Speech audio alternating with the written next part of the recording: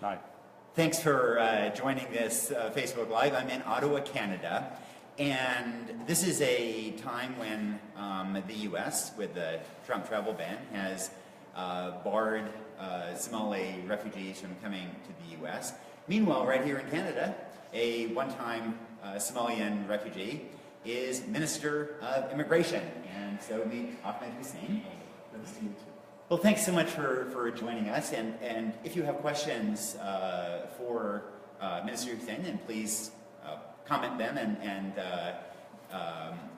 put him on the spot. Here's your chance to grill him. Let me start off by asking you. So you came to Canada as a 16-year-old refugee from Mogadishu,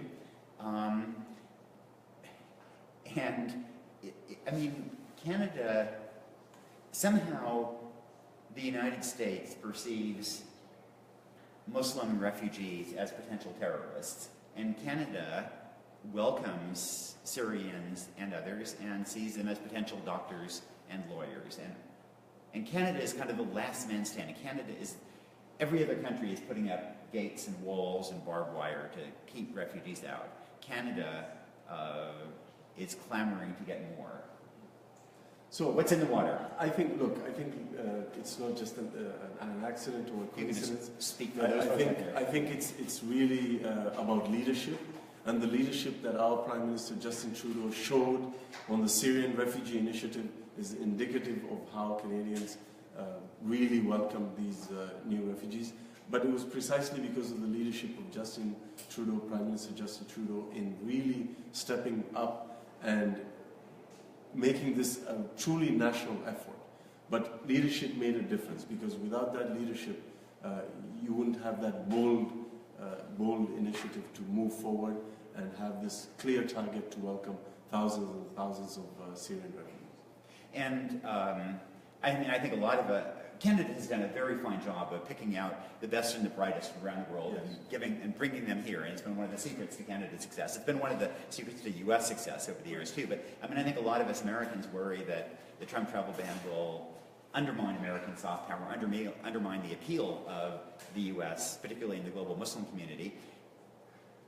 But is this a benefit to Canada? Is Canada now as other countries put up walls, does Canada benefit by being comparatively a place that Muslim scientists are more likely to come? My sense of that is we've always had a plan around immigration. We're one of the few countries that actually has a clear plan, an annual plan for levels of immigration, not just protection, offering protection and sanctuary to refugees, but also having a real plan around economic immigration, the attraction of skilled workers, international students, and so on. So we have a plan that is well thought out, year in, year out, in consultation with stakeholders. But not only that, we publish that plan, and we tell Canadians, this is the number of people that we want to admit this year. And it's a really, it incorporates all those pieces, the compassion and the creation of protection and refuge for the people who need it, the vulnerable population, but also the economic piece, making sure that we attract the best and the brightest, and so that they can come to Canada and contribute to our success. And that is something Canadians have understood. They've always viewed immigration as a key ingredient to our economic success and our prosperity for all of us. So that's a key piece that I think is really important, but also balancing that out with our humanitarian traditions, making sure that we always have room for vulnerable populations around the world. But let me push back at this, because I hear a lot about this, Canada's always recognized the glories of immigration stuff. And Sure. the truth is that Canada historically was every bit as xenophobic and racist in its immigration policy as Europe or America. There was a white Canada policy here, let in very few Jewish refugees during World War II, and this kind of thing.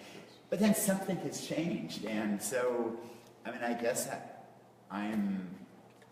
whatever it is needs to be bottled up and quickly sent to Europe and quickly sent to the White House, frankly. So I think we've had a history where in certain times in our nation's history, We've had instances where immigration was not as progressive as it is now, and those are incidents that we've acknowledged as a country collectively, that those were times when we made mistakes, and we've acknowledged that.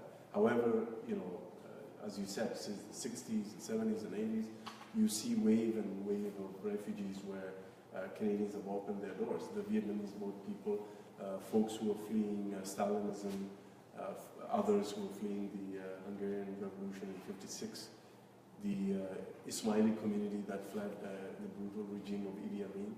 If you look at all of that, the Bosnian refugees, the Kosovo refugees, Somali refugees, and many others, Canada has been great at welcoming them, and the contributions that they've made to this country are self-evident. So I think Canada has become a greater country as a result of that, and the recent history certainly indicates that we've had a really progressive tradition of openness and welcoming to those who need protection. I'm currently working, we have a plan, an operation underway to resettle survivors of Daesh into Canada, and every single member of parliament voted to resettle survivors of Daesh into Canada. This happened last year. So under our department, under my department and my ministry, we have an operation that is underway to do exactly that, to fulfill the desire of the House of Commons to do that. So that's another example of how we have space in our hearts and in our country for the most vulnerable in the world. So I'll go to your question in just a moment. Let me just ask one last question, which it just seems to me that every other immigration minister in the world is under attack for admitting too many Syrian refugees, whatever their number, and you're under attack because people all over Canada want to pay thousands of dollars to sponsor another Syrian refugee, and they can't get enough. Yes, my predecessor as minister, the Honorable John McCallum, used to say that he's the only immigration minister in the world who cannot get enough refugees in to meet the generosity of Canadians who want more and more refugees. So I think that speaks to the generosity of Canadians. And it also shows you that immigration and welcoming and the absorption of refugees and economic immigrants and newcomers has never been just left to government in Canada. It's always been a national effort. It's always been a community effort as well. Joshua Bennett is here looking at the questions. He's doing a larger video about Canadian immigration refugees, which will air on the New York Times website as soon as Josh gets it done. But in the meantime, Josh, what questions? We've got one from Charlie. She's asking, immigration is a really complicated topic. Do you have suggestions for how to explain how well vetted immigrants already are? Okay, so we work really closely with the UN Refugee Agency, the UNHCR. They have a system in place for security, health, and medical screening. We work closely with them. We also have our own system in place to vet and make sure that we screen refugees and other immigrants into Canada with respect to various parts of the screening, medical and security and background checks. And we're confident in the integrity of that system, and we've relied on that system with respect to various initiatives like the Syrian refugee resettlement and many other refugees. And we've cooperated with the United States, the United Kingdom, Australia, and New Zealand in working with the UNHCR to use those standards as we allocate which number of refugees that we take for each country. So I'm confident in our system. It's worked for us, and the evidence is there. The refugees that come to Canada give back and contribute to the prosperity of our country. Josh. Lori asks Minister Hussen, when did you arrive in Canada and how did you work your way up to this position? It's very impressive. I arrived on February 27th, 1993 at 2 p.m. From Mogadishu, Somalia. And you know, from that time and now and ongoing, I've relied on the generosity and the good nature of Canadians who've helped me along the way. I'm a great example of how immigrant settlement services and integration services help people to get ahead in Canada. And I've tried my best over the years, before I became a member of Parliament and since, to give back to the community, to make sure that we keep and enlarge and improve those settlement services to make sure that people who come to Canada, newcomers, continue to succeed. I mean, can you actually talk about that a little bit? I think you kind of made your mark in Toronto running a program in sort of a rough neighborhood in Toronto. Yes, so I lived in Regent Park, which at the time was Canada's oldest and largest social housing community. And I worked very closely with a lot of residents there too. And I was I was a co-founder of the Regent Park Community Council, which was a grassroots organization that fought for the interests of the residents there. And we were able to not only rebuild Regent Park, but revitalize the neighborhood and the people. And we were able to secure hundreds of millions of dollars to improve the neighborhood. And now if you go back to Regent Park, you'll see the results of that. And in fact, it was my first foray into public service and community organizing. And it was through that experience that I managed to end up working in provincial politics, and after that went to law school, became a lawyer, and eventually ran for parliament and became a member of parliament. Josh? There's a few people are just asking about how they can move to Canada. Well, I hope you're not going to build a wall on our border. We don't have a, no. Look, there's various streams. There's various streams that are available to immigrate to Canada. We welcome international students. If you're an international student and you want to study in Canada, my ministry will make best efforts to facilitate your way here. And we have fine post-secondary institutions, colleges and universities that welcome international students. In fact, a few days ago I was in Eastern Canada, in Nova Scotia, and I was in 2 different institutions that have a large percentage of international students, and they have over the years developed their programming and their facilities to create a really welcoming space for international students. So after that, I also announced something called the Atlantic Immigration Pilot Program. This is a program that will bring an additional 2,000 skilled immigrants into Eastern Canada.